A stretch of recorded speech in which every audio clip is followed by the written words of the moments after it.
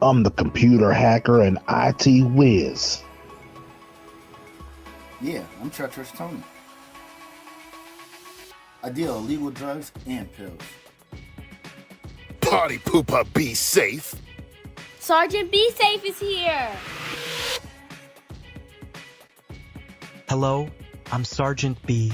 Safe. This is Inspector Chase Clarity. Captain Chaos here, the best K9 cop out here. SWAT Officer Claymore here. I enjoy every moment being a hero.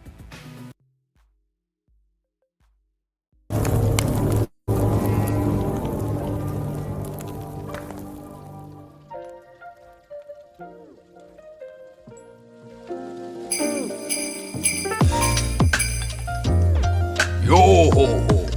Disguised as one of Santa's helpers, I'll steal these presents from right under his nose. Now hold it there, you little fake elf. Be safe? What are you doing here? I would have gotten away with this if it weren't for you.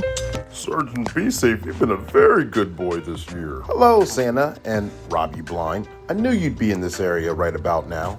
Ooh. Wow, this is perfect timing. This good family has just returned. It's always a good idea to keep your doors and windows locked when you're not home. Don't give Robbie Blind the advantage. There's very inexpensive cameras and security systems you can set up as well. Sergeant Be Safe, thank you for coming. We appreciate everything you do. Without you, this holiday season would be ruined. Wow, thank you, Sergeant Be Safe. You saved the day. You're welcome, and I'm happy to hear it. You guys enjoy the rest of the day. Santa, you have a safe trip back to the North Pole. Ooh. Party pooper, be safe.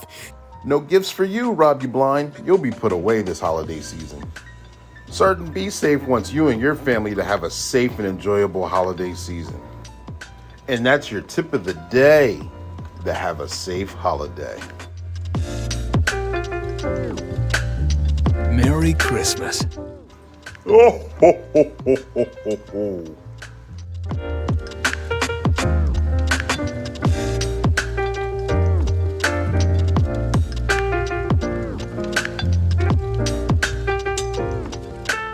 Subscribe now.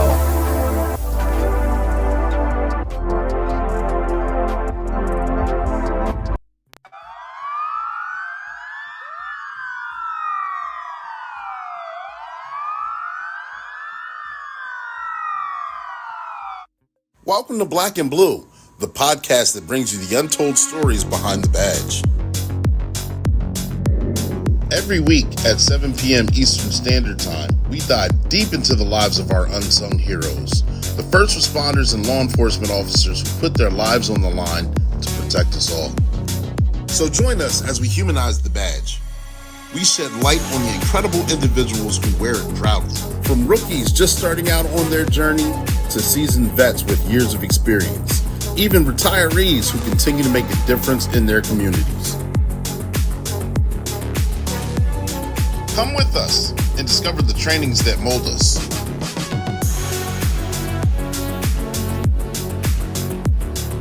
The unforgettable experiences that make us. And the publications that inspire us to push forward.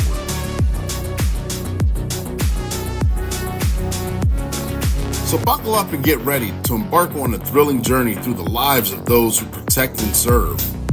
This is the Heartbeat, Black and Blue.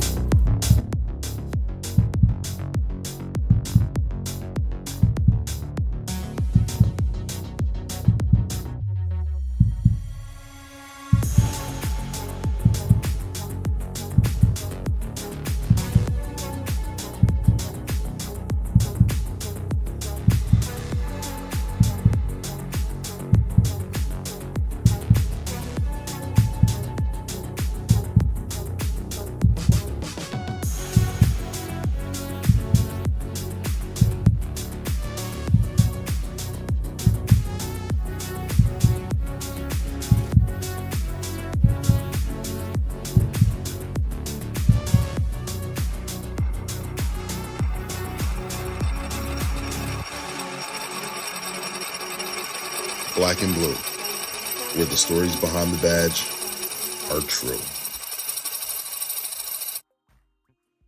Good evening, ladies and gentlemen, boys and girls. Let me get on the big screen there. There we are. Thank you guys for tuning in. This is another weekly episode of Black and Blue, ladies and gentlemen, boys and girls. I am your host. I am Coach Clee. I'm your motivational speaker, your empowerment coach, your author, and your favorite baker's favorite baker. Not only that, I'm Ecclesiastics 302, the crimes code itself. You guys have seen it, Ecclesiastics 302. If you know what the 302 is, and you know this is going to be a lot of fun, and it's going to be a little bit of crazy as well. I'm the coldest code switching detective, and you spell my name Clee, C-L-E-E, continuing law enforcement edutainment, because we educate and we entertain, and we're not going to fall short today. This is the podcast where we go live weekly at 7 p.m. Eastern Standard Time. And when we go live with either a first responder or a law enforcement officer, whether they're rookie, season, or retiree. And we talk about their trainings, their experiences, and their publications. And we're not going to fall short today. And today is going to be a very special show because this is going to be a highly interactive. Since we're live, I need to know where you guys are from. I need to know what your questions are. You got to put that in the comments section, all right? We're streaming on 4 platforms on Facebook,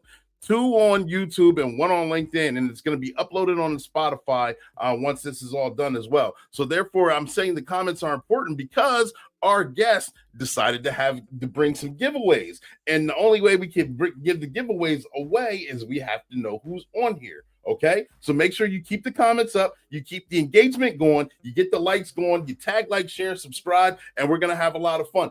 This podcast is sponsored by One Way Publishing. One Way Publishing is the book publishing company where I got to write my 5 books, and they have a couple clients where they got to make their dreams come true as well. They also sponsor Sergeant Be Safe, the Sergeant Be Safe skit and cartooning. You got to see the new upgraded version of the Sergeant Be Safe that's on the horizon. So we're going to have a lot of fun with him as well. But Sergeant Be Safe, if you ever wanted to be a voiceover, workwithclee.com. That's how you will want to do that. If you ever wanted to write your own book through the book publishing company, workwithclee.com. Also, that One Way Publishing, their motto is they can turn a mere thought into a book that's bought. So if you ever wanted to write your own fiction, nonfiction, cookbook, do it all book, tell it all book, whatever it may be, comic book, whatever you want, they can make that thing, your dreams come true. We got digital books out there. We don't have any right that have been narrated by Audible, but that's in the works as well. So if you're trying to have that done, we can have that done. See, a couple comments are coming in. I'm gonna get to that. If I miss a couple comments, please forgive me. I see Rich Oakley's on here. Thank you for tuning in. Thank you, sir. I give future guests that be on the show. We got Shayla T is on here. Watch the mic. Happy Thursday. Yeah, I know I hit the mic. I'm sorry. We got Northern Virginia on here from Rich Oakley, a couple other places that are going to be on here. But like I said, keep the engagement up. Keep the comments coming in so we can get those giveaways going right there. All right. Did I get all the announcements? I did do the announcements, ladies and gentlemen, boys and girls. We're here to learn more about law enforcement, humanizing the badge, and moving the needle forward. First responders, you know, we're in this world. The media doesn't always do us justice, and so when we come out here and show that for one, we're human. For 2, we love doing what we're doing. We love serving. We love giving back. And for 3, the kinds of elements of the job that are sometimes good, bad, and different, and how we can bring that more to the public so everyone understands us, or to see what kind of transitions we want. If you're thinking about coming into law enforcement, if you're in law enforcement and you're enjoying yourself, if you're in law enforcement and you've kind of hit the wall a little bit, if you're in law enforcement and now you're transitioning out and you want to know what to do after retirement, this especially should be the podcast just for you. All right, we're going to jump right into it. We're going to talk about how we could turn our badge into a briefcase. And of course, that motto, I know that may be a little cliche, but we got to get the title out there so you guys understand what's going on. We got Kevin Pearson from Clinton, North Carolina. Thank you for tuning in. Got a LinkedIn person. I can't see the name. I'm sorry. From Pam Breda, North Carolina. Got a lot of North Carolina in here. That's what I'm talking about. Trust me, I spent a lot of time in North Carolina and Raleigh at Fort Bragg. I was stationed there when I was in the 82nd U.S. Army. So therefore, I got a special place for North Carolina in my heart. But we're going to talk about from badges to briefcase, ladies and gentlemen. Backstage, I have Colin Whittington, and he's not only been in law enforcement, but he's transitioned and became very successful outside of law enforcement. He's the author of the 2 books. One, Beyond the Blue Line, which I have my copy. Make sure you guys get your copy. It'll be on his website. Let me get these banners up here correctly. There's his website. It's in the comments section, and it's also scrolling below. And the soon-to-be-released book, The Thinning Blue Line, and I can't wait to read that. He's got 8 years of law enforcement as a deputy sheriff. He's worked specialized in patrol, community policing, and a public information officer. Sorry, I got to get the script right here. He's also been the sergeant of recruitment with his department as well. He has 2 life-saving awards. He got an award for the Virginia Deputy Sheriff of the Year. He now runs his own employment agency. He does what specializes in resume writing, profile optimization, and preparing for the interview. Ladies and gentlemen, boys and girls, he likes to recruit heroes and transition how we can become better first responders, law enforcement officers to transition out into the private sector and be just as successful. Ladies and gentlemen, boys and girls, without further ado, I'm going to bring him to the stage. His name is Colin Whittington. Colin, are you there? I'm here. How are you, Coach? Good to hear you, and thanks so much for having me on tonight. Absolutely. Thank you for making yourself available and coming on the show. I'm excited to have you here. I'm excited to have this conversation. But first and foremost, can you tell us a little bit about yourself, please? Yeah, absolutely. So I joined the law enforcement profession and right out of college, about a year or so after college. And I knew since I was a young kid, I wanted to do something different from a normal job. I didn't want to sit behind a desk. I wanted to do something with action where I could, do some pretty cool stuff, help some people, and just really enjoy my career. So I was going back and forth between the military and law enforcement. Ended up joining the law enforcement and joined the Loudoun County Sheriff's Office, which I know we have a Northern Virginia person here. Awesome. So I was a deputy sheriff in Loudoun County, Virginia. We're about half an hour from Washington, D.C. Started off on patrol, like you mentioned, working day shift and night shift throughout the county. In 2019, I got named Deputy of the Year for the whole state of Virginia, which was pretty cool and exciting. Congratulations, yeah. Spent some time in community policing. I was the PIO for the agency, and then got promoted to sergeant, got put in charge of the background investigation and recruiting unit. And I was there for about 3 years and was in that position during the start of COVID, during everything that the law enforcement industry went through during the George Floyd era. And even through all those challenges, we were able to get our vacancies down to some of our lowest in our agency's history, which was pretty cool. And that's kind of my law enforcement background, but a lot more to talk about as well, about my life after as well. Yeah, so you got the burning desire to get into law enforcement. Do you have any special memories or things that, I became a cop and I just, this one memory just hones in and I love it. It's something that I tell people, anyone who's wanting to get into law enforcement themselves, like, Colin, I want to get into law enforcement. What kind of suggestions would you give me, or what kind of stories have you experienced? Is there anything that you I always tell anyone who's interested in law enforcement, I tell them, even though I have left after about 8 years, I didn't do a whole career. For me, it was still a phenomenal experience. Anybody who has an interest in doing it should 100% pursue it. But I also tell them that it is a long journey. You're going through the whole background process. For some agencies takes 4 to 6 months, Yeah. Then you go to the academy, which is 6 months for most agencies, then FTO, and just learning and the stress that comes into that environment. And I just tell them to stick through it, because one of my fondest memories was my very last day of FTO, being able to drive my cruiser to my home all by myself. My FTO signed me off, said I was good to go. And for the very first time ever, I drove my cruiser by myself. And I'll never forget that feeling of, man, I'm actually a cop now. This is pretty amazing. Yeah. Still kind of horrified by the fact that I still really didn't know what the heck I was doing, but just so excited to actually have made it through that lengthy process. And, looking back, it was all worth it. And that's why I tell people as well, just be prepared for a long process, but know that's you're going to enter a career where you can have so many opportunities. You're going to get to do some really cool stuff. And the stuff you do in law enforcement can also help propel you for your life and career after law enforcement as well. Right. I'm glad you mentioned that. It's going to segue into my next question, actually. What made you get into the transition of getting from law enforcement, transitioning into being having your own employment agency, being in the private sector, Recruiting Heroes LLC, that we have scrolling at the bottom of the screen there? How did that happen? That not everyone has enough courage to make that leap or the know-how, but you took that leap and you're thriving in it right now. Yeah, so it was interesting. Around the 7-year mark in law enforcement, I started kind of realizing or starting getting feelings that I knew that my time in law enforcement was done. I really loved the agency. I love the profession, but we all know how challenging this career is. The long hours, being away from family, the pay can kind of be terrible at times. There's a lot of stuff that makes law enforcement also a very challenging career. And I was able to realize that. And it took me a little while. For a while, I tried to suppress that feeling down, but eventually I fully understood that I was, ready to leave law enforcement. I ended up being recruited by a tech company in Northern Virginia to come work for them as their recruiting director. Okay. So, I took the chance. I was like, you know what, this is, if I'm going to leave law enforcement, it should probably be now, right? I don't want to get so vested into my retirement system that I feel like, the pension handcuffs, they call them. Yeah. Sometimes you feel like you're stuck in law enforcement. I knew that if I wanted to leave, this would be the time. So I ended up joining the tech industry as a recruiter.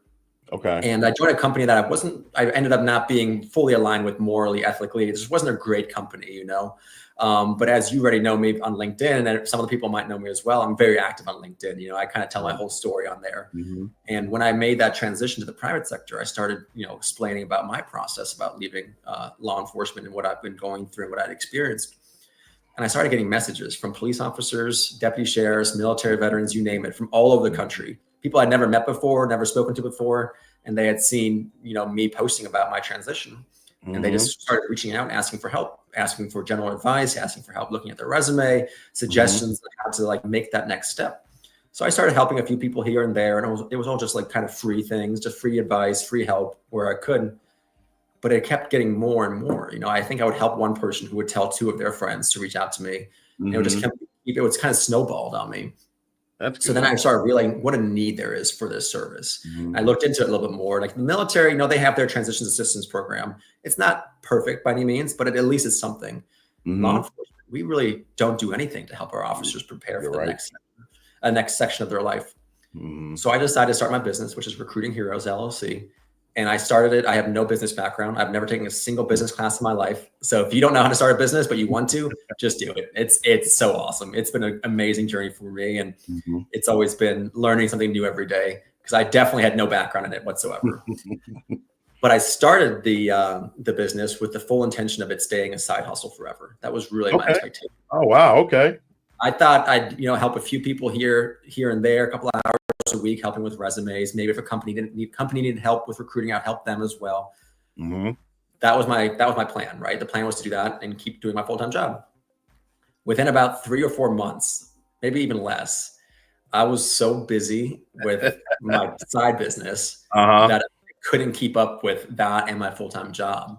And I'm very, very blessed to have a really supportive and loving wife who fully supported me to make the jump and go full on with my business, and I ended up doing that about, 6 months after starting the business. I left my full-time job to do my business full time. And it's just been an unbelievable journey since. We do a number of things. You mentioned on the candidate side of things, we help police officers, deputy sheriffs, federal agents, and military veterans with their career transition. Trying to identify what might align with their interests, finding companies that they're interested and excited about, writing a resume, how to use LinkedIn, how to interview for a job because interviewing for a job is very different than interviewing a suspect or a witness. So that's one part of things we do. And then the other side of things we do is helping companies that need help recruiting.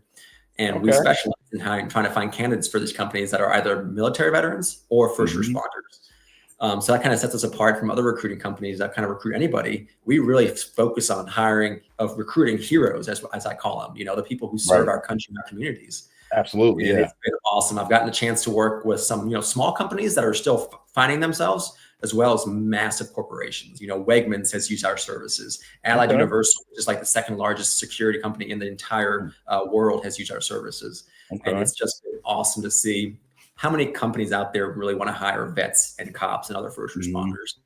Because you watch the news or listen to the national narrative, there can be the negative sense that everyone hates cops, hates law enforcement. Yeah. But it's been great to see, because recruiting is a pretty saturated industry. There's a lot of companies that do similar things as far as recruiting candidates. But when I reach out to companies and I tell them that I'm trying to find jobs for vets and first responders, it's amazing how many of them turn around and say, we'll talk to you, even though we usually don't use recruiting companies, just because of who you're trying to place in these companies. So it's been really cool to see. And it's a process every single day, learning something new. And it's just been awesome. Yeah, absolutely.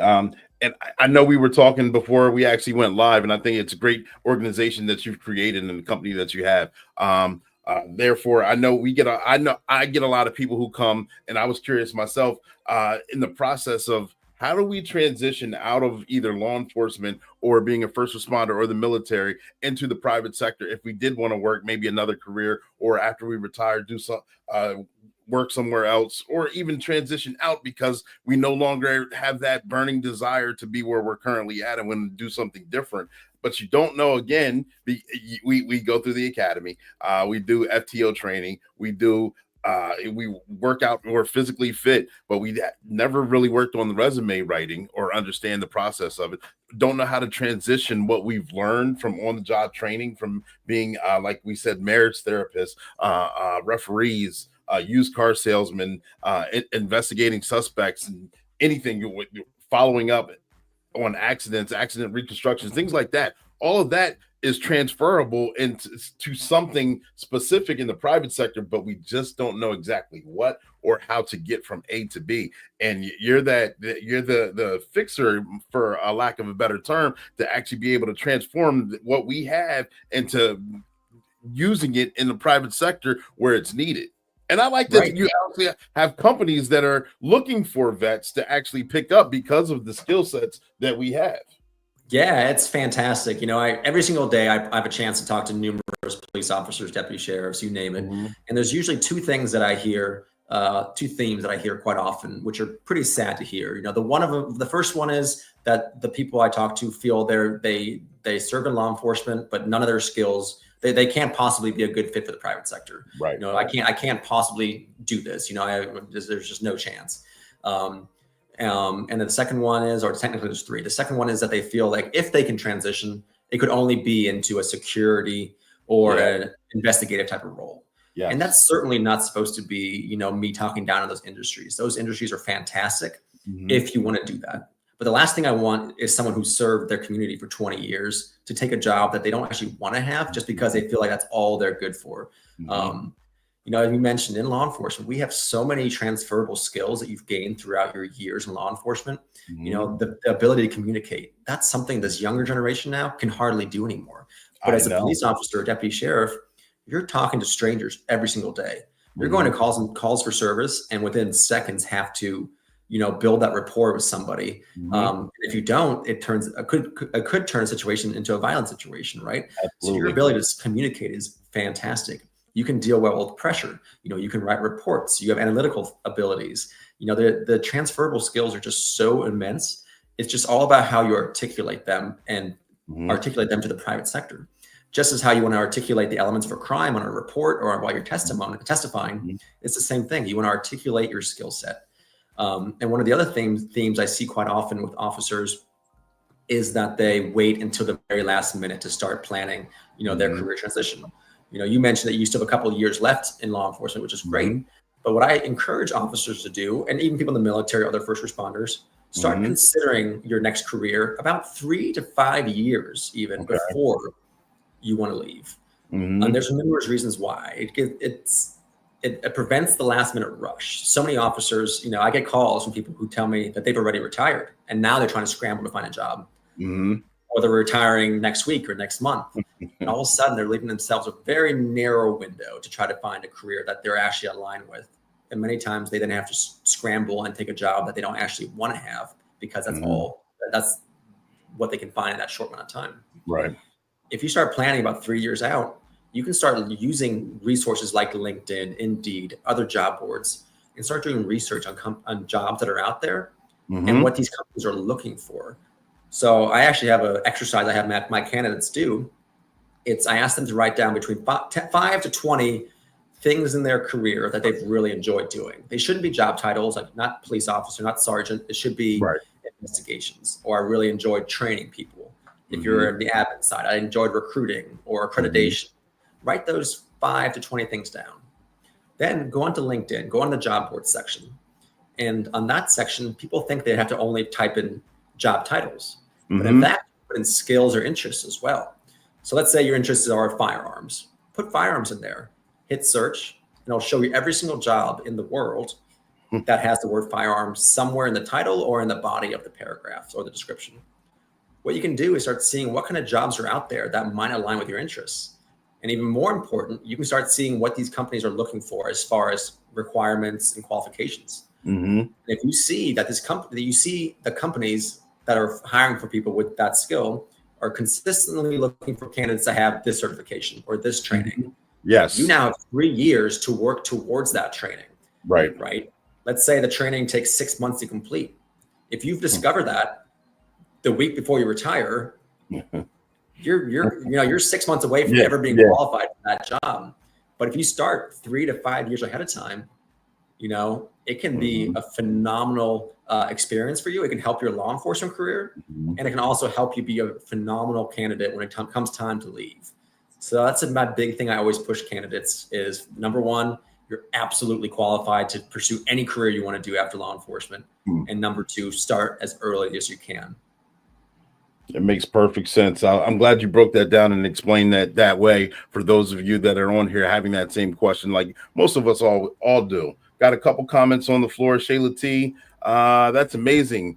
These skills are so important and relevant, and helping veterans and employers understand how many skills that are transferable. Absolutely. Yeah, absolutely. I like that point as well, because part of what I do as well when I talk to companies is I actually articulate to them what they have to gain by hiring vets, by hiring police officers, by hiring firefighters. Because some of them, if you've been a civilian your entire life and never served, in uniform, you don't even know what comes behind it. You could hear someone who says that they led a SWAT team, and they might think about what they see on Cops or on the movies or in the movies or whatever else, but they don't think about the logistics, the budget management, the team management, the training, everything that goes behind it.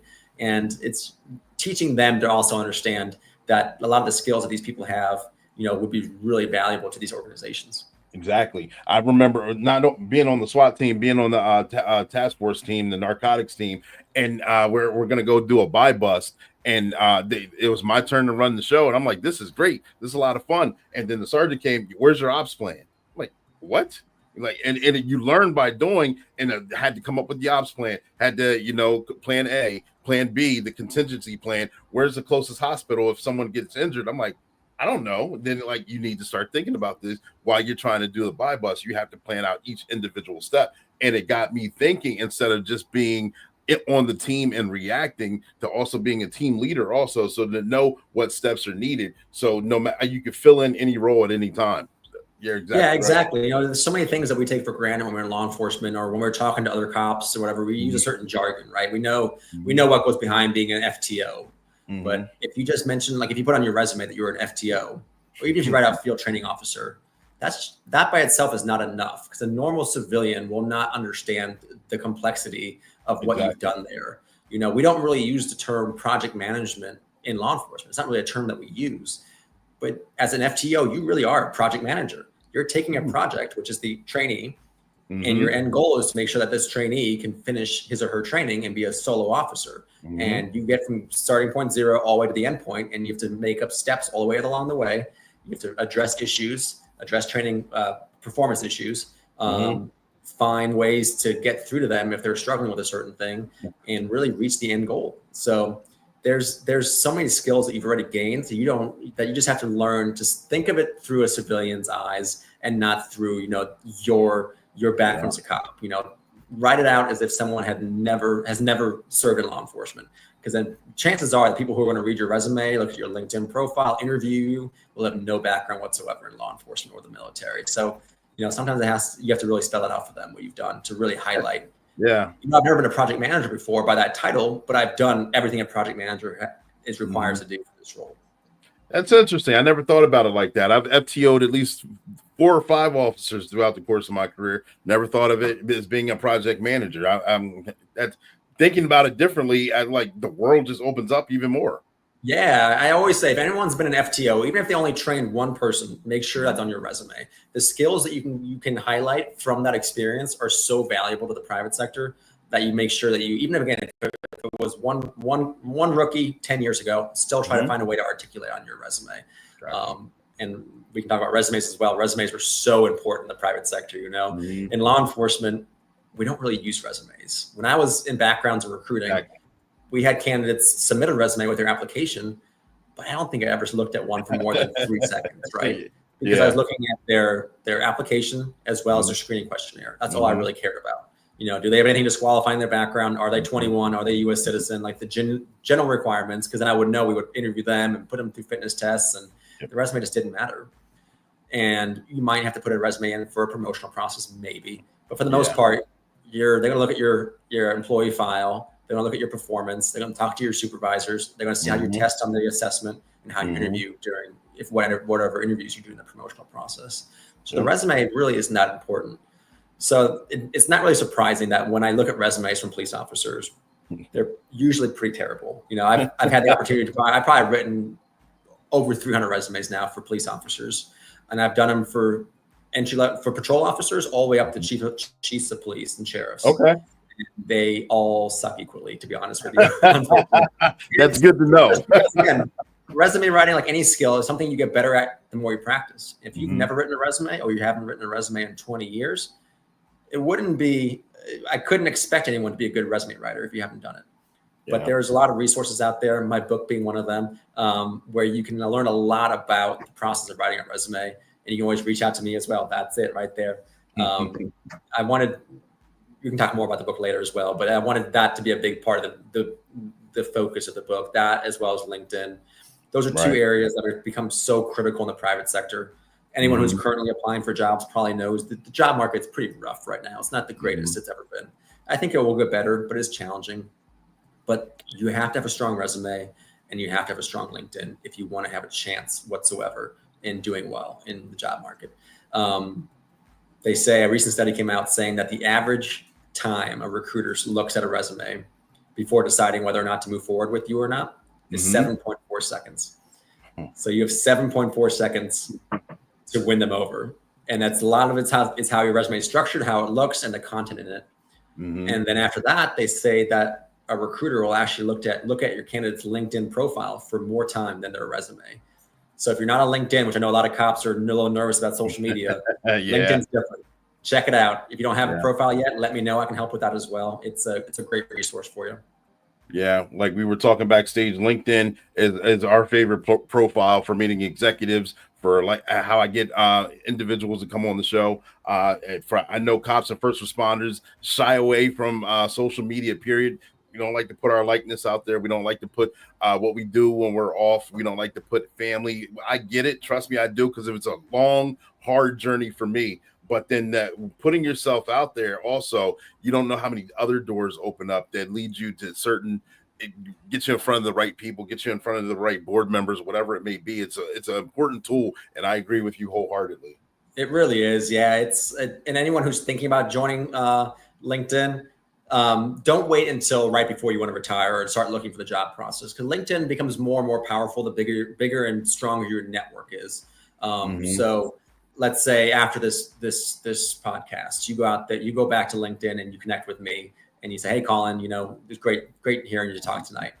Maybe 3 years from now, when you come time to retire, you can message me and say, "Hey, Colin, I saw you with Coach Klee the other day, 3 years ago. Love what you said then. I'm now looking for a job. I see you're hiring for this role. Can we talk?" And that personal networking that you can do is going to set you up to do really well in the private sector. Right. Nowadays, it's oftentimes who you know, not what you know. Exactly. And having that in with a company or in with a recruiter can be massive. So get LinkedIn. When you go to trainings around the country or the region, connect with people afterwards on LinkedIn as well. Build your network. And really, it's going to be amazing to see how down the road it can really pay dividends for you. It did for me. LinkedIn is how I got recruited out of law enforcement. It's why I started my company. It's why my company's gotten to where it is. And it's also why my book became a bestseller. It's all because of LinkedIn, because of how much I use it and how much it's helped grow my network. I had a chance to go to Ireland because of someone who saw me on LinkedIn, invited me to speak in Ireland. Cool, I was invited by Samsung to be their guest in the IACP conference in Boston this year. Cool. I had a chance to speak at the eBay World Headquarters this year as well. And it was all because of connections I made on LinkedIn. So not to harp on that forever, but it's a good thing to consider, at least. Again, it's not like an Instagram, an X, a TikTok, whatever. It's way more professional. And there are things that aren't perfect with it, but overall, it's a great way for you to grow your network and to really propel your career in ways that it's hard to do without.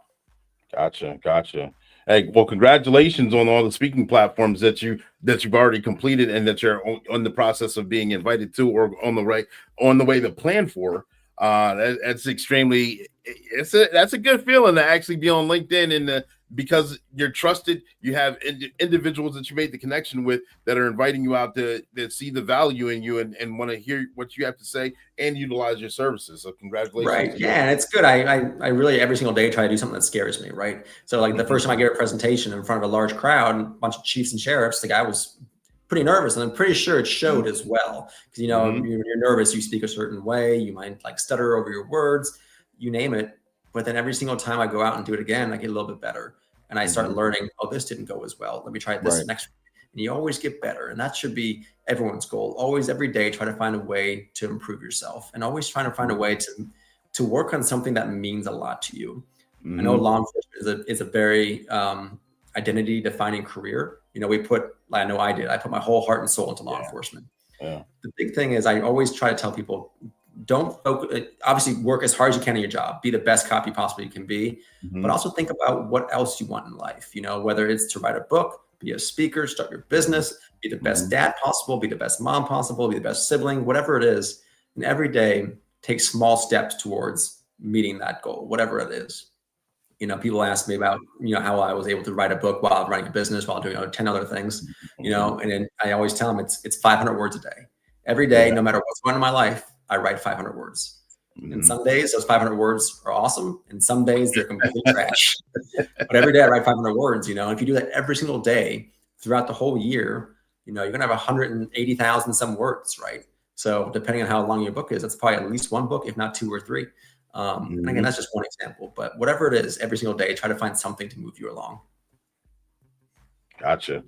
Pearl wisdom, ladies and gentlemen, boys and girls, and make sure you guys keep those comments flowing, because like I said, our guest has a giveaway, 2 giveaways actually, for the end of the show. We need to know who's on here, where you're from, what you're looking for.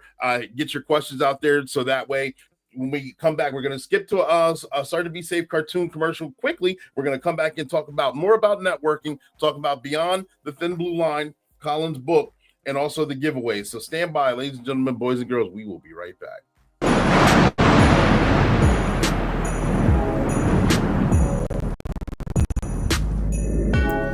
Ooh, so many beautiful gifts to pick from. I had no idea which one to take. The one on the left or the one on the right? Oh, ho, ho, ho, ho. Hold your horses, Robbie Blind. You won't be stealing any Christmas joy tonight. Santa Claus, what are you doing here? Why, I'm protecting the holiday season, of course. Now it's time for you to take the consequences for your actions. Halt, you holiday heist mastermind. Your thieving days end here. Santa Claus, it's good to see you again, my friend. Sergeant Be Safe, you're one of our national heroes. It's always good to see you too. What's happening? Who are you? Fear not, my good family. I'm Sergeant Be Safe, your protector and guardian of joy. I just saved your Christmas. I caught Robbie Blind red-handed. Hey, it's Sergeant Be Safe and Santa. It's Santa Claus. Thank you for saving our Christmas, Sergeant Be Safe. Oh, you kids weren't supposed to see me, but remember, the magic of Christmas lies in the togetherness we share with our friends and family. Let this be a reminder to cherish each other during this joyous occasion in this wonderful season. Now I must be off. Back to the North Pole I go, but I will forever remember this family and cherish these moments. Robbie Blind is off to jail again. And Sergeant Be Safe saved Christmas. Oh, ho, ho, ho, ho, ho, ho. Remember, folks, lock your doors at night, and that's your tip of the day to have a safe holiday.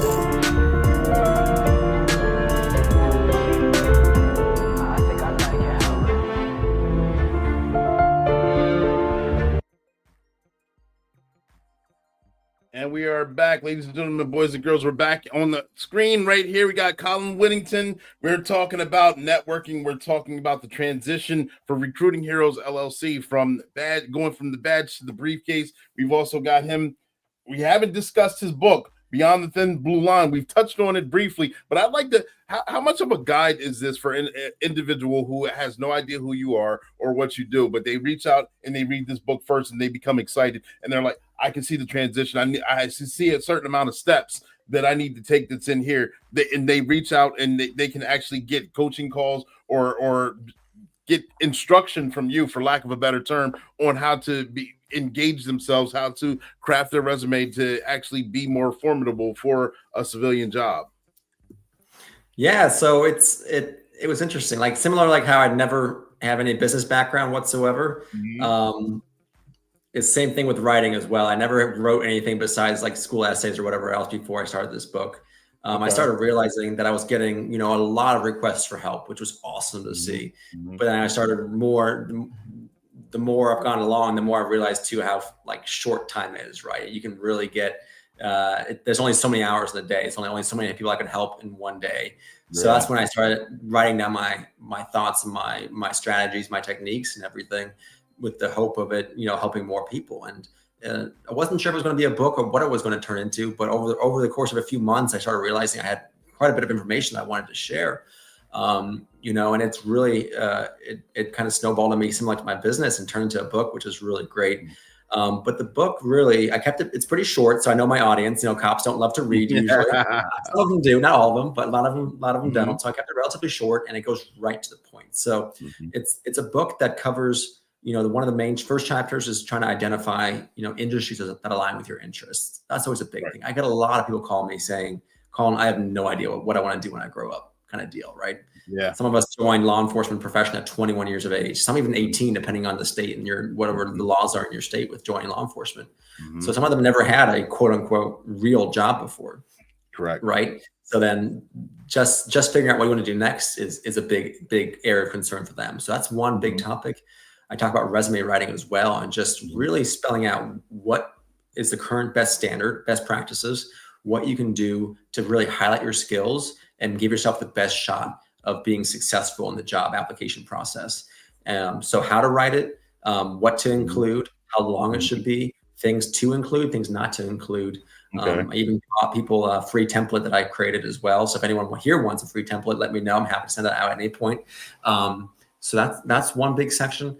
Then also LinkedIn. I mentioned LinkedIn and how important it is. And again, a lot of people don't fully understand the benefit of LinkedIn. So I kind of go into that some, talking about what LinkedIn can do for you and how it can help you grow your network. And then with that network, help you find a career. I then also literally give a step-by-step guide, literally says this first, this second, this third, about how to optimize your LinkedIn profile. How do you actually make your profile stand out so the recruiters are finding you? So when I if a company hires my company to find them a candidate, of course I'll post the job on LinkedIn, on Indeed, on 30 plus job boards, right? I always do that no matter what. I would say 90% of the candidates that I place with these companies aren't ones who apply through those means. They're ones I find on LinkedIn. So companies use what's called LinkedIn Recruiter. It's a software LinkedIn has. It's about $10,000 a year. It's insanely expensive, but it's also phenomenal. LinkedIn Recruiter allows me to put in a huge number of filters for a role. So let's say they want me to find a security director for them. They want someone who has 20 years in law enforcement, has a bachelor's degree in this, and a certification in X, Y, or Z. I can put all those criteria in and hit search, and it'll show me everybody on LinkedIn who has that skill set and that background and is also open to work in that location. I then reach out to those candidates and to tell them about the role. That's called sourcing. And those candidates are called passive candidates. And usually those are the ones I end up finding a job for because they're the ones who have the greatest skill set.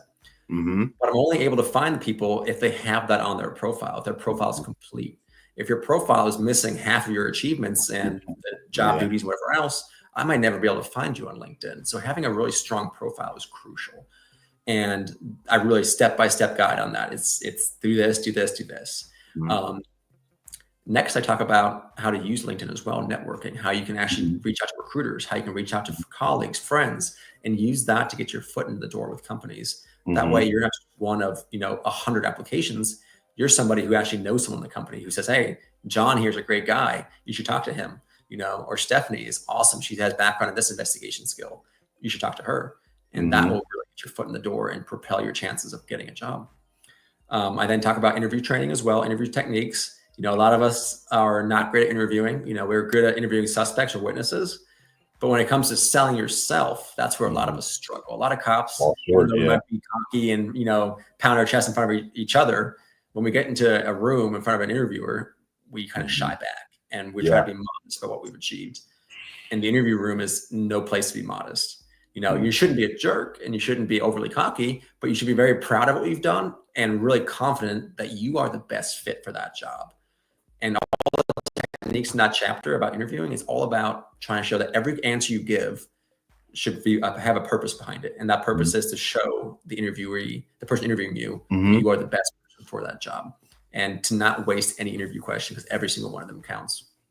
And then one of my favorite chapters towards the end of the book is called Service to Success. And in that chapter, I try to show officers that might have self-doubt about their ability to do well in the private sector. I actually tell 4 stories of officers who left law enforcement. Some retired, some left early like I did. And those 4 officers have gone on to do amazing things in the private sector. One of them is a good friend of mine. He actually runs a nonprofit called Cop to Corporate. So if anyone doesn't know who they are, they're fantastic. They give a lot of free advice, free resources, you name it. So his name is Brian Tuscan. Brian was a police officer and a detective in Hawaii as well as in Washington State. He never got any rank. He was a police officer on the SWAT team for a little bit and a detective. One day he got assigned a case for a bunch of Microsoft computers that were stolen. And he worked the case for maybe about 4 or 5 months or so. Ended up working with the FBI and getting a whole bunch of indictments against numerous suspects in this case. Microsoft was so impressed with what he did, they offered him a job. So they ended up taking him out of law enforcement after about 12 or 14 years or so. And he became a security manager for them. Nice. He ended up staying there for 20 years, worked his way all the way up the ranks, and became the chief security officer, the highest ranking security officer in all of Microsoft in the entire world. Wow. So Microsoft is probably top 3 to 5 largest companies in the entire world. And he was the highest ranking officer, a security officer in that entire company. He was a C-suite executive. And again, he was a patrol officer and a detective. Wasn't a police chief, wasn't a major. He never had any kind of rank. And that story, I think, is so awesome to show what you can do in the private sector. That chapter, I talk about 3 others as well. One started her own company. Another guy works for Nestle as a high-ranking security manager. Another one is in government contracting, doing very well as well. And that chapter is one of my favorites just because it really highlights what you all as officers, military veterans, first responders can do in the private sector. And that you should never put limits on yourself because you have done so much already that you can take that skill and really propel your career. And I always say, you've served your community and your country. It's now time to figure out what you want to do next and use that skill set you've gained during your years of service to propel yourself forward and really take and grasp what you can. Because it's pretty amazing. Life is exciting. You should be really excited about your next career. Yes, it's nerve-wracking. It's also really exciting. But yeah, the book has done really, really well. It came out in July. It became an Amazon bestseller in July as well. It's been really cool because I've gotten messages from police officers, deputy sheriffs, you name it, throughout the country, but also from Australia, Brazil, Ireland, Canada, and a whole bunch of other countries as well. Reaching out, saying they read the book and that it really helped them. It's on Amazon. If you have Amazon Kindle, it's completely free. The ebook is only like $3, and then the paperback's like $11 or something like that. Yeah. And what's cool with the book too is if you buy the book and you share social media posts about it, you'll actually get half off any of our services on Recruiting Heroes services. I added that in the book and then also afterwards for marketing purposes. And that ended up getting the book a lot more attention across the world. So it's been really cool. So gain traction. Yeah. Really desperate in need of our services. Do that. Pay $10 for a book. Do a social media post. It could save a couple $100 on other things. So absolutely. And we got a comment here that looks like he's reaching out for a little bit of suggestion, a little bit of help. Looking for some comments from you. It's from Kevin Pearson. Great information. Can you send me your information? We'll make sure the contact information is listed there. It's scrolling below, and we'll also have it in the comments section. I have 3 years left and unsure where I want to go in the private sector. or if I want to go back into public safety because I'm also an EMT and certified firefighter. And he has a comment below. Also, I'm a private pilot. Wow, man, that's a pretty cool background you've got, and that's really exciting. And I think the fact that you have 3 years left, it's great that you're now listening to this podcast and thinking about it now. And that's really what I try to push as much as I can with my speaking gigs, with my book, is really starting early. Because now, with 3 years left, you have plenty of time now to still figure out what you want to do. Definitely reach out to me once we're done with this. The contact information will be provided as well. Reach out. I love having conversations with people so we can chat on the phone and just see what your options are and just start planning out the next 3 years. Because 3 years is a perfect amount of time where you can really line up and figure out what you want to do next and create a plan of action and how to get there as well. That way, when it comes time, when the 3 years are up, you can approach whatever you want to do next with, the confidence to really do well. But definitely don't wait too long. I think 3 years is perfect. And it's exciting because you can kind of figure out what you want to do. If it's staying in, in public service, that's great. But if you want to do something totally new in the private sector, with a pilot's license, who knows? You could go fly commercial jets someday. You never know. But it's great. And so Kevin, definitely reach out once we're done here as well. Absolutely. He might make the next testimonial on your up and coming, your next book. That's right. Yeah, exactly. Shayla T, this book sounds like it's a useful tool for so many people. Absolutely. Every transition office should have a copy. It should be a mandatory read. There you go. Oh, I love that. Thank you. Yeah, it's so I actually turned the book into a class as well. So I actually have a half-day course I offer law enforcement agencies. And it's basically everything that's in the book and just me presenting it to the class and actually walking people through so people can bring their resumes and their LinkedIn. I'm actually explaining the process of writing a LinkedIn profile, how to write a resume, how to interview. And it's been great. I went down to Charlotte, Mecklenburg Police Department last week and taught it to their officers, which was really great. Go there again in April, as well as a few other agencies. And it's been really, really cool. It's been fun. Some of it's been a little sad to see because I'll reach out to some agencies and present the class to them, the idea of the class. And they'll straight up tell me, Colin, we do not want you coming to our agency because we don't want to teach our officers these skills. It's not that they don't trust me or don't know me or whatever else. It's literally they don't want to lose their guys. And my response is always very respectfully, of course, I'm always like, well, rightfully so, law enforcement has focused way more on officer wellness in the last decade or so. Rightfully so. But if we say we care about our officers, we should be caring about them throughout their law enforcement career and throughout the rest of their life. If you only care about your officers while they're serving a need for you or filling a butt in the seat kind of deal, how much do you really care, right? Exactly. Yeah. And I think viewing that class as something where we're going to lose our people is a very short-sighted view of the issue. If someone wants to leave law enforcement, whether they're retiring or resigning, you should be able to give them the resources they need to be successful, whatever they go on their life. And I do also think that if a young person right now considering law enforcement career, if they see an agency that loves and supports their officers so much that they're willing to give them these tools and resources that would potentially help them to leave if they wanted to, that's an agency I would want to work for. I don't want to work for an agency that actively prevents teaching these basic life skills that could really help this person be successful in their career. And this class, I always tell executives too, I'm not going in there convincing anybody to leave law enforcement. I mentioned the book and I mentioned in my classes, if you hear me speak or read my book and decide to stay in law enforcement, that's great. I'd be pumped. Like, it's such an important career, important industry. We need the best officers we can get. But at the same time, I fully believe that someone, if they want to retire, or if they just know whatever reason they want to move on from law enforcement, they deserve to have, all the resources they possibly can have. So if anyone here, if your agency might be interested, let me know as well. I'll travel all over the world to do this. So I'd be very happy to come to you as well. It's a lot of fun. I think the class, everyone seems to enjoy it quite a bit. Yeah, it seems like a much needed class and very necessary. Working as a first responder or in law enforcement, basically literally putting your life on the line for your job, giving a lot of your years, taking time away from your family, donating a lot of your years to an agency for whether it's 5 years to 25 years, is a big deal. So being treated properly, being grown so you can mature into another position in your life, and the department helps you move you along that way, I think is a very reasonable ask. And not only it's really you think that would be the least an agency could do for an officer who served, 25, 20, 30 years or whatever whatever it may be. And I mentioned the military again. Military also struggles with their recruiting and retention, right? But even them have a transition assistance program. But so many agencies are actively opposed to it just because of the fact they're worried about vacancies. And again, I think it's a very short-term view of the problem. There's a lot more that goes into it. And if someone wants to leave law enforcement, they're going to find a way to leave. They're going to leave anyway. They might not go for a career that might actually be beneficial to them. So again, even if it's just giving this to your retiring officers, that's fine as well. If you don't want to teach it to your younger people, that's great. That's fine.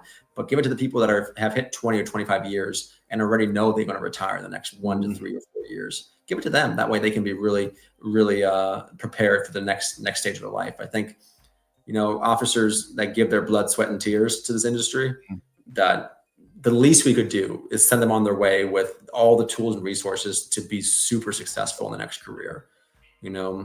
How many officers, leave law enforcement and unfortunately pass away within a few years after, or unfortunately take their life afterwards because they don't have the purpose in their life.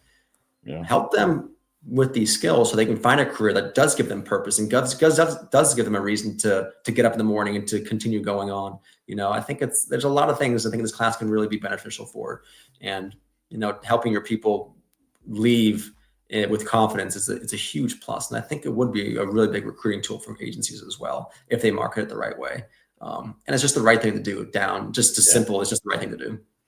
Yeah, I agree with that. That's what I was going to say. It piggybacking off of that. It's a good recruiting tool because you have the best cheerleaders out there doing the recruiting for you. Yes, I worked with this agency for about 5-6 years. However, they helped me transition. Now I'm successful in the civilian life or this corporate world where I never imagined where I would be. But if you want to be a first responder, this is where I would go because they gave me the skills. They helped me transition on. That's the best recruiting tool there is that's out there, in my opinion. Oh, absolutely. I mentioned in my new book that's coming out next year, law enforcement is just historically just so slow to change. We're really stuck in our ways and really resistant to doing things different from, the status quo kind of deal. I say that's one of the main reasons why we have the current vacancy crisis that we do in law enforcement is because on the recruiting end, the retention end, and the retirement end, they're just not adjusting with the times. They're trying to do things that worked 20 or 30 years ago when, there'd be 100 people lined up for one police officer opening. That's no longer the case today. It's a completely different world. But the executives who are still leading agencies, a lot of them grew up in that environment where they had to compete against, again, 100 plus office people for one role. So it's hard for them to envision a world where that's no longer the case. So that's a whole nother topic too. But yeah, I think it's the right thing to do. And again, I think one of the comments talking about federal law enforcement needs to be a better job as well. Yep. That's the case too. I think law enforcement from local, state to federal all do a pretty poor job with helping people retire or prepare for the next career. And for the most part, almost every single cop nowadays is going to want or need another career after law enforcement. Yeah. There are a few lucky ones, or depending on how you look at it, lucky or unlucky ones that can fully be done working, but a lot of people either they will want to keep working. If you joined at 21, you did 30 years, you're in young 50s, or you could be in your 40s even. You might not want to be done with your whole working career that young, or financially, you might not be in a position where you can be fully done. And unfortunately, a lot of officers, when they leave, they don't have, the techniques and the skills that are never taught to them. So then they're forced to take a job that pays like crap and gives them terrible hours, and they're just not really satisfied with. And how sad is that? Someone who's dedicated his or her entire adult life to this profession to be stuck working a security guard job that they hate. If they love it, that's awesome. But if they hate it, how sad is that, making $22 an hour or whatever else, when their skill set could be used in so many different ways? They just don't know how to articulate it and show it in a certain way. So I think agencies as a whole, from local all the way to federal, need to do a better job with that. Yeah, I couldn't agree more. And like you alluded to, in 2025, your other book's coming out, The Thinning Blue Line. When is that supposed to drop? And exactly how can we fix this crisis? I know you touched on it more, but can you give us a little bit? Can you touch on the book a little bit as well? Yeah. So like I mentioned, my career, I spent some time in about 3 years in recruiting and background investigations for the largest sheriff's office in Virginia, and I had to recruit for 3 different deputy type of roles: corrections, patrol, and courthouse, and then civilians as well for about a 900-person agency. So I'm getting a lot of experience there, and then now obviously in the private sector too. And I see law enforcement agencies that are really struggling with vacancies. You know, it's the last 15 years or so, it's been a little bit of a downward trend. And in the last 4 or 5, since the pandemic, since everything with George Floyd happened, agencies are super struggling. You know, I see agencies giving $20,000 sign-on bonuses, $100,000 sign-on bonus I saw in California for certified officers. Like, it's crazy. And when I started my business, my thought was I'd be helping primarily retiring officers. I would bet at least 50, if not 60% of the candidates I help are those with between 5 and 12 years of service who are looking. I believe that. I can believe that. So there's a huge problem with retention. There's a huge problem with recruitment. I think on the recruiting side, agencies are still, like I mentioned a few minutes ago, doing things the old-fashioned way. You know, they're posting it on their government website and hoping to God someone applies. Or maybe they go to one college fair now and then. They're not utilizing, you know, social media very well. They're not using applicant tracking systems. They're not using job boards. They're not using social media advertising. They're not using really basic things to highlight their opportunities that they have. And if they are doing those things, all I ever see is agencies just flashing their salary. That's all they're popping up there. You know, a $20,000 sign-on bonus is like 90% of the ad, with a little tiny bit about the agency and what they have to offer. I talk a bit about in this book about generational differences. You know, the people that were currently being recruited for law enforcement, some millennials still, but mostly Gen Zers. And Gen Z is very different from the baby boomers who are still running the agencies. And I think that's where a lot of agencies are failing, because they're trying to recruit in a way that was very successful in the 80s and the 90s. And they're trying to recruit a new generation that isn't going to fall for that same message. You know, they want to work for this younger generation. They want to find purpose in their work, and they want to work for an agency where they feel empowered, where they see career growth opportunities, and they feel like they're going to be part of a part of the process. They're not going to deal quite as well as the older generation with being told this is what's going to happen, and you're stuck here until we tell you otherwise. You know, so I think agencies have to do a better job really highlighting what their opportunities that they have for their officers. Come and work here with us. You can become a helicopter pilot. You can become a canine officer down the road. You can do this. You can make a difference in this part of the community. You know, really highlighting what you have to offer. And then on the retention side too, I think a lot of agencies are forgetting. They're so focused on recruiting that they're forgetting about the officers who are currently there. And I use an analogy in the book, and I've used it for years now, of the idea of pouring water into a bucket, right? If you're pouring water into a bucket with a giant hole at the bottom, it doesn't matter how much water you're pouring in the top. It's all coming gushing out the bottom. You know, if your agency is losing 20 officers a month and you're hiring 20 officers a month, you're staying at net zero, right? Or you could even be losing officers potentially. And it's just the recent trend with the hiring bonuses, with this crazy focus on recruiting, has really done a number on the retention. I know when I was a sergeant of the background investigation unit for my agency, I was at this point in time, I was about 7 years in. And I, like any supervisor should do, I really believe in being able to do the work that you want your people to do. So I actually worked a few background cases myself, because I wanted to make sure I knew the job background investigators that I supervised were doing. So I did the background investigation on a young guy, really nice kid. He was a 4-year Navy vet. He did 4 years in the military. I think he was a cook or something like that in the military degree, and he spoke Spanish. Those are all things that our agency gives credit for, right? But he had never been a cop a day in his life. I was 7 years in. I had gotten deputy of the year once already for the whole state. And I was a sergeant, right? This gentleman came in making more money than I was making. And again, he still had to go to the whole academy, had to go through all of FDO, wasn't going to be a solo officer for at least a year. And sitting in the academy would be making a couple dollars more an hour than I was. And that's when I started realizing and that problem is everywhere. It's not just mine. And we're trying so hard to recruit people in, which is obviously very important, but you're doing it at the expense of a lot of your current officers. And if you're losing the officers who are at the 5 to 12 year mark, which is what I talk about in the book as well, it's going to cause enormous stress in your agency. You're going to really start realizing that you're doing a disservice to your current officers. And again, this younger generation, they're not going to put up with it anymore. The days of people being loyal to companies, organizations for 30 years blindly is gone. It's completely gone. You know, my dad he just retired this year. He did 32 years at Xerox. You know, I don't think we're ever going to see, or maybe 1 out of 100 employees will be with one company for their entire career. Yeah. And I think similar to law enforcement too, if you're not treating your employees a certain way, they're going to start saying, screw this. I can go to this agency. I can go to this other, I can go join the private sector. I can do 10,000 other things. They're not just going to blindly sit there and just like take it for the next 25 years. I think that's where agencies need to work. I think they need to work on treating all their employees well and giving them all a long-term view of potential, what they have to gain with the agency, but especially those between the 5 and 12-year mark. That's where I see a ton of turnover. And I think those are the ones that are really being forgotten currently. And those are the ones who are leaving in waves. And that's causing a lot of the retention issues.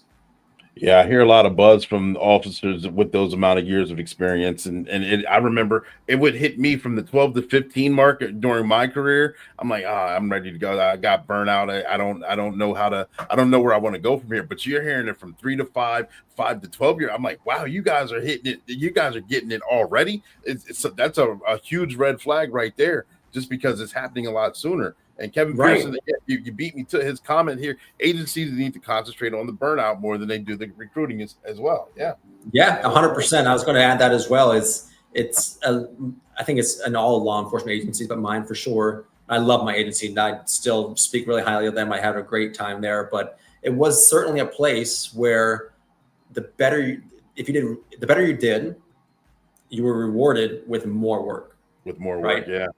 Like it's. You can, like, if they know Colin's he's going to kill this assignment, we'll give it to him.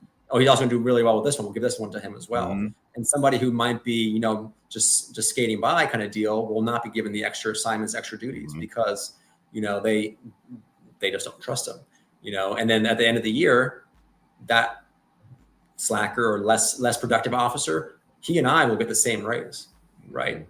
And I'm just getting worked to death, you know, just absolute burnout.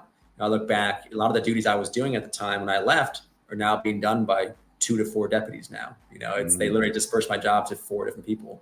And I think that's very much very common in a lot of agencies. I think people are starting to realize that it gets frustrating that the idea of getting, you know, just rewarded with more work can burn people out. So there needs to be careful of overburdening your best performers. I think that's a huge thing as well. That's very common. The best performers are just absolutely worked to death. And then all of a sudden that person decides to resign and everyone's like, oh, why are you leaving? Like a shock. You know, when I announced I was leaving, there was shock in the agency for sure from my command staff. And I was like, I just can't go anymore. Like I've redlined now for at least in that last year or two. You know, it's just, for me, that was just, I knew I was done. And I think that's happened to a lot of officers, at least the ones I talked to, they're just exhausted. You know, they're 7 or 8 years in and they're just burnt out. Yeah. And shout out to Rich Oakley. I feel for those who don't get to retire on their own terms. Absolutely. To do all that work and not be able to call your shots at the end.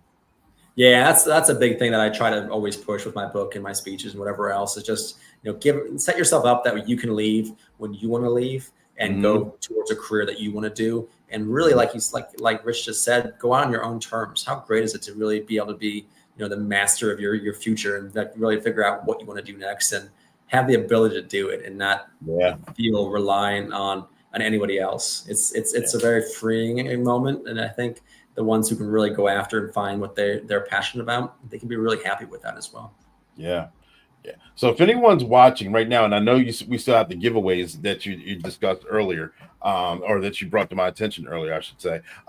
If anyone wanted to contact you or anyone wanted to utilize your services, what's the best way to get in a hold of you to find out more of who you are, what you have to offer, how you can be a best fit for that individual? Yeah, so I have 2 websites. The one that's scrolling on the bottom is my company's website. It's Recruiting Heroes LLC.com. My email is also on that website. I also have my author and speaking website, which is Whittington, which is my last name, books.com. My email, unfortunately, when I wrote it, I realized later on how long it is. It's colin.whittington@recruitingheroesllc.com. So it's just my first name, Whittington at recruitingheroesllc.com. So reach out to me either via email, on my website, and also on LinkedIn as well. So please, if you're on LinkedIn, please connect with me. I'll absolutely say yes. Just send me a note saying that you were here. It's even if it's just to chat, if you just want to get a phone call or messaging, whatever, just spitball some ideas. I love what I do. And, I definitely didn't get into this industry to make a ton of money. So don't worry about calling me if you just want to have a conversation. It doesn't have to lead to anything official. It's totally fine just to even have a conversation and to see, what can you do next? And if I can help, awesome. If I can just point you in the right direction, that's fine as well. Gotcha. Thanks for putting that out there, and thanks for sharing that information. It's tremendous.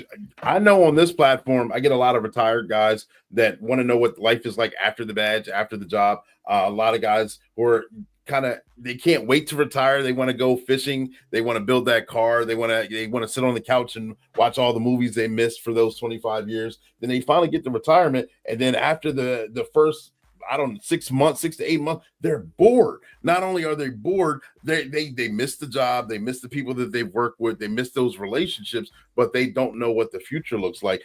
And the caveat to that, and one thing I hate talking about, but I've seen it often, especially as a peer, those that have come to the end of what they thought their rope and self-delete. And it's unfortunate, but we take our own selves out. Yeah, it's really sad to see, and I'd mentioned in the book as well. It's just having the support system in place when you leave, whether it be family or friends or coworkers, just anything you can do. Because leaving law enforcement is going to be a challenge. So, I only served for about 8 years, and even for me, it was tough. It was all of a sudden you lose a bit of yourself for sure. I mentioned before, this is a very identity defining career where if someone asks you tell me who you are, Colin. I was always, I'm a cop, that's who I am. Yeah. Right. Yeah. And for the most part, if you're in the private sector, if someone asks you who you are, you'll probably be, oh, I'm a dad, or I'm a sister, or whatever else, or I like to run marathons. Hardly anyone's going to say, oh, I'm a network engineer. Maybe they will. I don't know, maybe. But that's usually lower down on the list, where saying I'm a cop is usually the first thing you say. So losing the brother and sisterhood of law enforcement, losing even just knowing what's going on, when I left and all of a sudden I would hear cruisers going by my house or past me in a car, I was like, oh man, I wonder what they're going to. And I couldn't look it up anymore. It's weird. And, for me, the first month was actually not too bad. I went through my life, not too bad. But I tell this story in my book. And then also when I talk to officers too, I call it my gun belt day. It was about 4 weeks after I left law enforcement. I woke up in the morning, I slept terrible that night, and I was really tired. I was going through the motions. I was getting ready for work, putting on my shirt and everything else. And I reached out to where the hook was, where I had my gun belt before. That's why I hung there for all my years in law enforcement, right? Obviously, it was no longer there since I wasn't a cop anymore. But when I just did that out of instinct and obviously grabbed nothing, that's when it really hit me. And it was, again, it wasn't the first day after. It was 4 weeks after. And that day was pretty heavy. It was definitely a day where I was pretty down on myself for that whole day, just realizing I was no longer, a deputy sheriff. And some people will have it sooner. Some people will never have it, or maybe much later. But it's always good to have support systems around you that you can lean on. And then again, find something in your next life, in your next part of your life, that really brings you passion. Obviously the fishing, the working your car is great, but try to find some long-term projects as well that can really bring you fulfillment, whether it's a job, writing, podcasting, you name it. There's so much you can do nowadays, and you don't have to know everything. Again, I started my business with zero knowledge of business, and kind of just every single day try to learn something new. And it's, you don't have to have the whole thing figured out. That's a big thing too. Don't wait until you're all figured out. Just start working towards whatever it is you want to do, and every day take a step towards it. And it's amazing what after a step a day for 365 days, all of a sudden you've done a lot more than you can ever imagine. Yep. I agree. Thank you, Colin. I appreciate you coming on here. I know through the course of conversation, I may have forgot to ask some questions, or I may have jogged your memory on some things that you wanted to cover, and we weren't able to cover those topics. Is there anything else that you would like to share with us right now? The floor is yours. Yeah, no, I think this was really great. I really, really enjoyed speaking with you all today. I hope that you guys got something out of it. Big thing is just to realize that there's so much out there for you. If you want to stay in law enforcement, that's great. I hope you have wonderful and safe careers. Go after everything you want to do in law enforcement. But know once your time is done that you can do really great things in the private sector too. Start planning early. Make sure you don't wait to the very last second. Work on your resume, work on your LinkedIn, reach out to me if you ever need any help, build your network, and the sky's the limit when you're done, and just go after your dreams. That's really the only things I have to say now, but feel free to reach out to me at any point in time. Like I said, on LinkedIn, email, whatever, phone calls. I'm always happy to chat. I'm in the Northern Virginia area too. So if you want to meet up for coffee, I'm a big coffee drinker. We can do that as well. But yeah, that's it. And really enjoyed being here today. And I hope you all had a good time too. Absolutely. I know I did. I learned a lot just by listening and going through your book. I learned a lot through your book, but just having the conversation itself, there's so many different things that I wasn't even aware of that are right here at our fingertips as first responders or in law enforcement. And you've got them you simplified it so much to the point where it sounds so easy. And that's because you know the process, you've been through the process, and you can explain it to a way where you don't have to go through all the jargon or the steps. It's easy. It's easy, man. Yeah, it takes work. It's not going to be overnight necessarily. Some people get lucky and it's right away. But if you follow like the steps and the process, I think it can be you kind of rinse and repeat kind of deal. You just have to really work the problem like you would on a call for service, and you'll be amazed at how much you can accomplish and what you can do in your transition. It's definitely pretty cool. Ashburn. I used to live in Ashburn, actually. Yep. Okay. Ashburn, Virginia. That's inside Loudoun County. We just moved out of there to Clark County about 3 months ago or so. Nice. Absolutely. And the giveaways, great information share. Yes. The giveaways that you said you're going to offer 2. Yes. So so one of my services is the resume writing, where I literally rewrite someone's resume and make sure it's a great fit for whatever career they want to do, or whether it's in law enforcement or after. Typically it's about $299 to do it, but today I'm going to give away 2 of them. So we're going to give away about, $600 almost of prizes today for those listening. I don't know what the best way to do it is, but I guess anyone who's interested in a resume, I guess could put a comment in there, and we can pick from that. Or does anyone listening need a resume? Because I don't want to give it to somebody who has no need for it. Yeah, who needs a resume? Say something in the comment section. If not, we can always give it away to someone in the future as well. Okay. Sounds good. I know there's about a 5 to 10 second delay as well. So therefore, guys, get them in. Who's looking who would like the services, the free giveaways? Here's your opportunity right now. I'll give it a few seconds in the meantime, while hopefully we get some. If not, we're going to skip to this commercial. We got Kevin Pearson. I see you in there. He's got first one up gets it. There we go. Anyone else? And Rich Oakley. There we go. Kevin Pearson and Rich Oakley. There we go. Awesome. Thank you, guys. Yep. I would make sure one of us definitely, I know Colin will definitely reach out. I'll definitely reach out to one or both of you. Rich, I have your number. You're going to be a future guest on the show. I have one, but I could use the improvement. Absolutely. Colin's going to make sure that gets done with that, man, for sure. Service. Yeah. Thank you for joining in. This is the podcast Black and Blue, where we go live weekly at 7 p.m. Eastern Standard Time. And when we go live with a first responder or a law enforcement officer who is rookie season or retiree. And we didn't fall short today. We learned a ton of great information. So therefore, if you haven't already, if you come in at the end of this platform, make sure you guys watch the replay, tag, like, and share this information. Check the website out, learn more about Colin, learn more about what his company, Recruiting Heroes LLC, has to offer and how it can change your life for the better. We go live again. Like I said, we'll be live. We're skipping next week. It's holiday season, so tune in for the rest of the month. I still will be bringing you content in various forms. We got the upgraded Sergeant Be Safe. I appreciate bringing this information to you. I hope you guys are enjoying the podcast itself as well. Colin, thank you for making yourself available again to come on the show and share your company and share your knowledge. I appreciate that. Thanks for having me as well. Make sure you all stay safe out there. And anyone working on Christmas or the holidays, thank you for all you do, and stay safe for sure. Absolutely. Thank you, guys. Ladies and gentlemen, boys and girls, make sure you guys tune in for not next week, the next show. I keep saying I'm so used to the next week, but Sergeant Be Safe is going to take us out. Here we go, Sergeant Be Safe. Make sure you guys take care of yourself. Yeah, I'm losing my ending. Take care of yourselves. We love you. 10-4, over and out.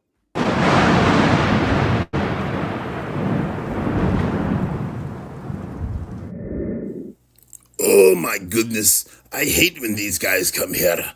I don't know if they're gonna steal from me, rob me, or actually be a paying customer. And we now return to part 3 of this caper. So we got Maya? No one can stop us now. You fools! You kidnapped a girl and decided to bring her here? Yeah. We found out she was hacked by one of my scams. She got embarrassed and ran away from school. Oh my goodness! Oh! I'm glad you let me in the crew. I'll be sure to prove myself. Oh, stay calm, little chica. We'll find a way to get out of this mess. I won't give up. Someone will come for me. Kraken, can you smell her? I think we found the location that they're at. Here at Mario's bar? Well, let's set up a perimeter. Wait, I think I see some movement inside. Heads up! Dispatch! Send backup now! Take cover! Stay quiet, Maya and Mario. Help is on the way. Meanwhile, back at the station, we're in the interview with Chase Clarity and Clay Moore. Officer Claymore, we reviewed the body cam and we have great news. You didn't know it at the time, but the door was rigged and booby-trapped with explosives. This is great news. I'm happy to hear it. I'll no longer be stressing about this. Well, his name is Claymore and he's built to last. Nicknamed Double Barrel, he's built to blast. Welcome back. Claymore is cleared for duty. I just found out the good news. I'm happy to hear it. Now I need you to get to Sergeant B. Safe's location and help him. He's currently being pinned down by gunfire. Claymore is happy. He rushes to grab his gear so he can run out and help his buddies. Let's bring the thunder. Claymore's here. Get the drone with the stun grenade.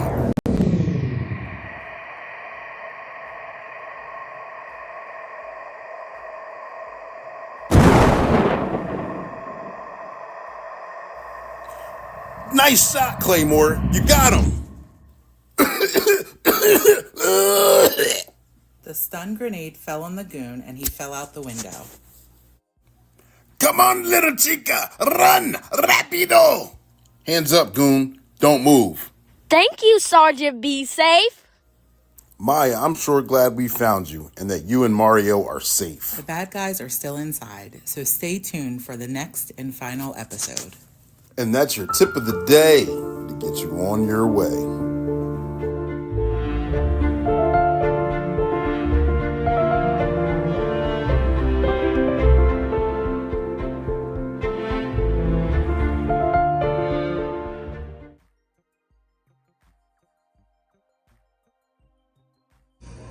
I'm not a bad cop.